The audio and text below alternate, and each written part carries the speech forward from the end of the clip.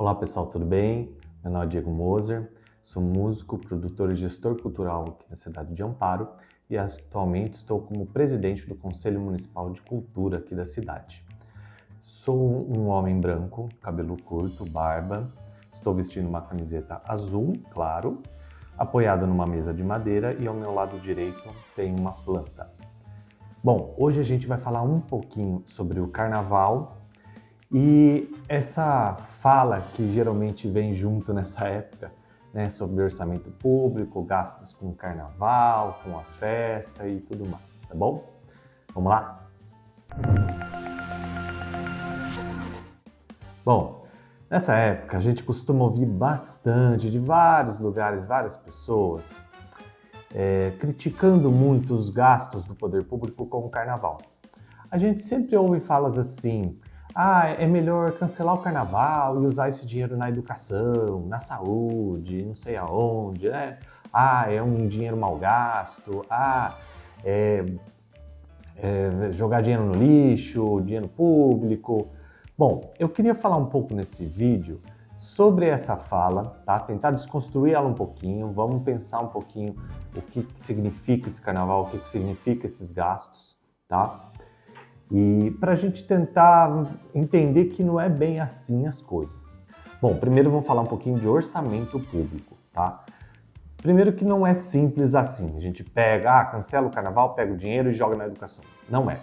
Bom, vamos falar um pouquinho de como funciona esse processo, tá? O orçamento público, ele não é um dinheirão igual um orçamento domiciliar, né? Onde você tem o salário ali e você vai usando, faz um planejamentinho, mas tem as contas a pagar e acabou.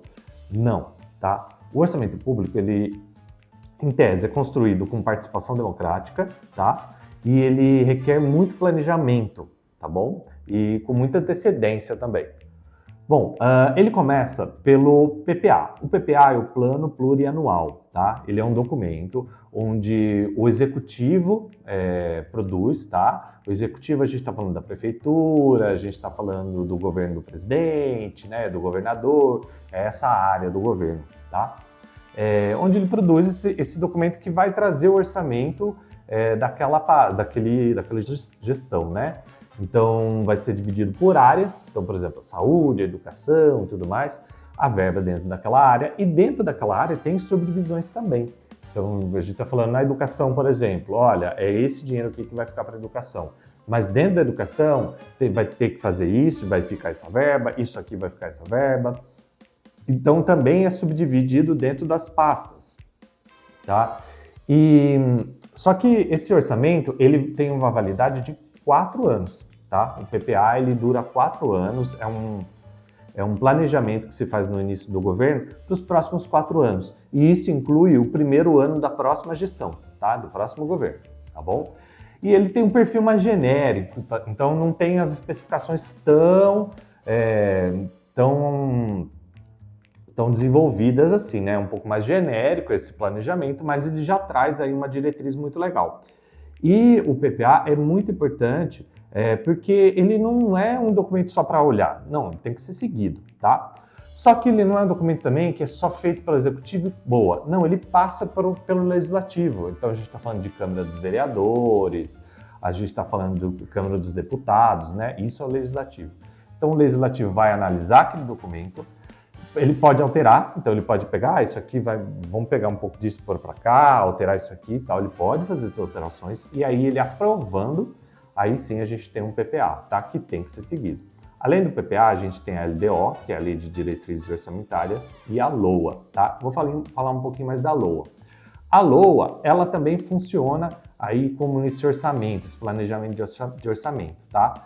Também é um documento produzido pelo Executivo, só que ele, em vez de duração de 4 anos, ele tem uma duração anual. Então, ele é um documento que é produzido pensando no orçamento do ano seguinte. E o que ele faz? Ele pega o PPA daquele ano e ele destrincha mais. Então, ele traz coisas um pouco mais específicas, né? Aqueles generalismos que a gente tinha no PPA, eles já são mais destrinchados e tudo mais. E também tem que ser seguido, tá? E dentro de cada uso da verba também tem formas de uso, então pessoa física, pessoa jurídica, entre outras coisas, tá? A LOA ela é bem específica e tem duração de 1 ano. e ela também tem esse processo de aprovação na Câmara. Então, faça a LOA, manda para a Câmara também pode fazer alterações, tá? E aí você tem a LOA aprovada. E a LOA, ela funciona como uma possibilidade de gasto, tá? Ela não é uma coisa assim, olha, eu falei que vou gastar tanto em tal área, eu sou obrigado a gastar aquilo. Não, você é permitido gastar aquilo. Então é assim que funciona a LOA e, na verdade, todo o orçamento público, tá? Ele não traz obrigação, ele traz permissão. Mas, ao mesmo tempo, todo gasto que não for incluso na LOA ou no PPA, ele não pode ser feito. Então, entenda todo o processo, né? Tem toda essa construção, passa pelo legislativo e tudo mais, para você ter um documento possibilitando gastar, né? Dentro daquelas áreas que você falou que vai gastar, tá? Com política pública, ações, enfim. E isso traz um enrijecimento do orçamento público muito grande. Então, você disse que você vai gastar com tanto, é aquilo lá que você tem que gastar. Se você quiser fazer qualquer alteração, tem que enviar para a Câmara dos Deputados, vereadores, o que seja, para eles analisarem, aprovarem ou não, para aí você poder fazer alteração, tá? Então, isso é um processo bem burocrático, bem complicado. Ao mesmo tempo, ainda falando de orçamento, a gente ouve muito essa questão das áreas da saúde e da educação. Ah, vamos pegar o dinheiro por lá, tá? É importante dizer, especificamente dessas duas áreas, que elas têm porcentagens previstas em lei. Então, por lei federal, ou seja, isso vale para a federação, estados e municípios, elas já têm porcentagens fixas, tá? A educação, no caso, é 25% do orçamento público e a saúde é 15%, tá bom? Então, ela já sai o orçamento já sai com essas porcentagens, essas áreas já, por obrigação, já têm esse dinheiro. Então também não é tão simples assim falar, soca dinheiro na educação. Não, ela já tem a sua verba prevista por lei, tá? Essa porcentagem, que não é pequena. Se a gente pensar em educação 25%, poxa, não estou falando que está sobrando dinheiro, mas às vezes tem muito mais a ver com formas de gestão do que realmente quantidade de verba, tá? Então, mais uma vez, enrijecimento, burocracia, porém, planejamento do orçamento público, tá? Bom, agora vamos entrar um pouco realmente na área do carnaval. Ah, mas é um gasto público com um evento tão grande desse.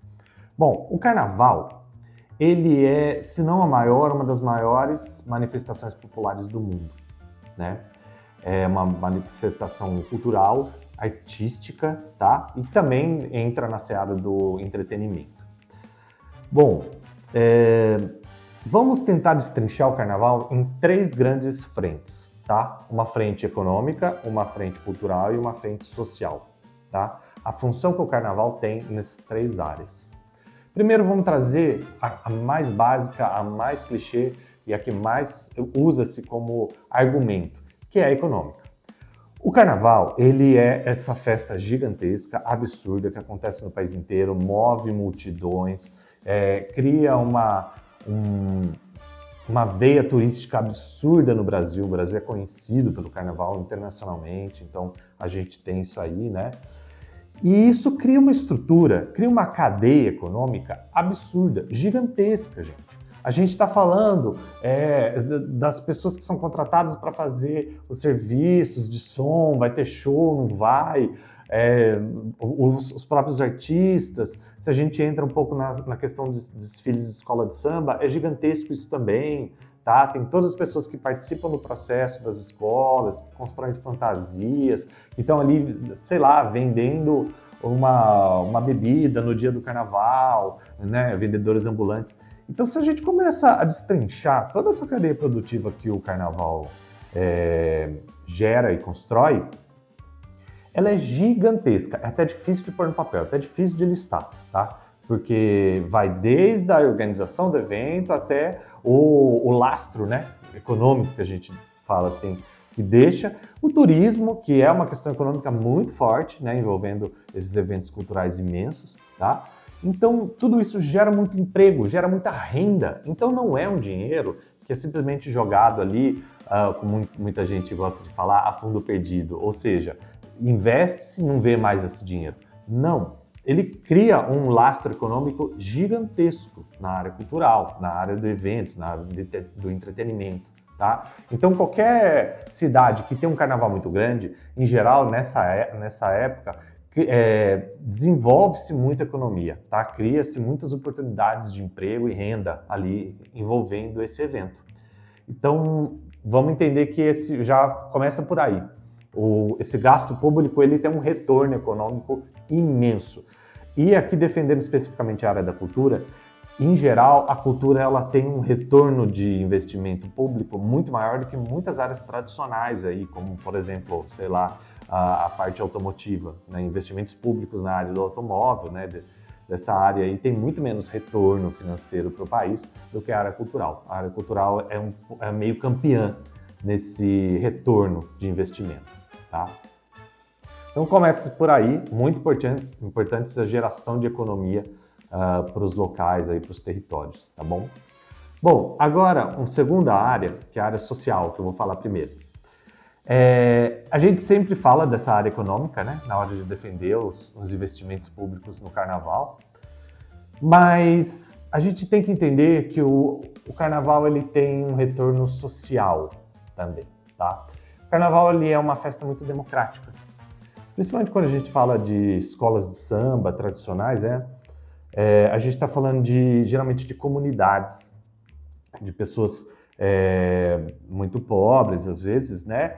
Que tem ali uma oportunidade de construir e de participar de um evento cultural de forma muito ativa, né? Porque a gente está falando dessas comunidades, elas estão ali, às vezes, ensaiando, desfilando, construindo carros e fantasias, carros alegóricos, enfim, né? Então, a gente tem uma participação social muito abrangente no carnaval, tá? Então, não é só uma classe mais elitizada ou que tem mais condições que participa desse evento. É um evento público imenso, que essas classes que muitas vezes não têm protagonismo, né, na participação dos eventos culturais, podem estar ali exercendo esse protagonismo, né? E experimentando o que é fazer cultura, experimentando o que é estar parte ali, né? Fazer parte daquela manifestação cultural, que muitas vezes eles não têm noção, não têm essa oportunidade. Então, o carnaval tem essa função social muito grande, tá? De desenvolver a cultura de comunidades e de pessoas que não têm geralmente acesso a essas questões. Bom, e numa terceira via, a gente vai falar da área cultural. Essa é a área que menos entra nessa discussão, né? Porque tem essa sensação de que a cultura ela é algo orgânico, ela é algo inerente do ser humano, né? Ali a manifestação cultural, ela deve ser, mas ela não é passível de investimento. Quando a gente está falando de investimento público na área da cultura, de forma geral, as pessoas têm um certo receio, as pessoas entendem como um gasto à toa investir-se em cultura, tá? Para além da economia, para além até do social. A gente está falando puramente do desenvolvimento cultural do cidadão e de uma sociedade. Pode ser ela um município, um estado, um país, tá? O investimento público é muito importante para o desenvolvimento cultural, porque a cultura ela não se paga sozinha, tá? Isso é uma máxima. E quando ela se paga, a gente está falando de eventos culturais muito na área do entretenimento, tá? Muito mesmo. E aí isso distorce a manifestação cultural. Ela acaba se transformando puramente em produto e tudo aquilo que era para ser orgânico, que era para ser verdadeiro da cultura, se perde, né? Nessa tentativa de gerar lucro. Então é importante pensar que o investimento público ele tem essa função de ajudar a cultura a não se alterar nesse processo de geração de economia, tá? E tentar deixar ela o mais pura possível. E esse processo cultural, né, que o carnaval traz, ele, assim, é óbvio o tamanho da riqueza, né? É óbvio o tamanho do espetáculo que é. A gente pode estar falando desde um show numa prefeitura, até realmente os grandes desfiles de escola de samba, né? Que envolvem muitas pessoas e é um espetáculo artístico, um dos maiores do mundo, né? Na verdade, é o maior espetáculo a céu aberto do mundo. Então, o valor que isso tem, a tradição que isso tem e que não pode morrer, porque um mundo sem cultura não faz sentido, tá? Para uma sociedade humana, vale sim esse investimento público, vale sim esse gasto na área da cultura, tá? Eu vou tentar distorcer um pouquinho a coisa aqui para talvez ser um pouco mais abrangente nessa área da cultura. Ninguém vive sem cultura, tá? Você pode, desde, sei lá, assistir uma novela na TV, um filme, ou estar ali desfilando na escola de samba. Mas a cultura é estritamente necessária para o ser humano, ele não vive sem isso, tá? Então, investimento público para manter tradições culturais é uma importância gigantesca. Nunca vai ser dinheiro jogado fora, tá? Bom, gente, era um pouco isso que eu queria falar. Queria desconstruir um pouco essa ideia de que o carnaval é um grande desperdício, né? E entender que o carnaval é sim uma manifestação importante. Muitas pessoas dependem disso, muitas pessoas esperam isso.